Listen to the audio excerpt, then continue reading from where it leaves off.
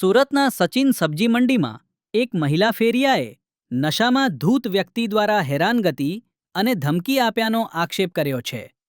સ્થાનિકોના જણાવ્યા મુજબ મહિલા ચપ્પલ વેચી પરિવારનું ગુજરાન ચલાવતી હતી. ત્યારે એક વ્યક્તિએ તેની લારીને ધક્કા મારી ગાળો આપી ત્યાંથી હટાવી દીધી હોવાનો દાવો કરવામાં આવ્યો છે. ઘટનાને લઈને સ્થાનિક વેપારીઓમાં રોષ જોવા મળી રહ્યો છે. કેટલાક લોકોએ આ વ્યક્તિને સ્થાનિક પ્રભાવશાળી વ્યક્તિનું પીઠબળ હોવાનો પણ આક્ષેપ કર્યો છે.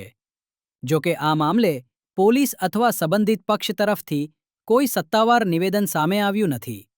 ઘટનાની નિષ્પક્ષ તપાસ અને યોગ્ય કાર્યવાહી કરવાની માંગ ઉઠી રહી છે. મારે વિડીયો બનાવો. હા બોલો. અહીંયા અમે છે ને. તમે કોણ છો?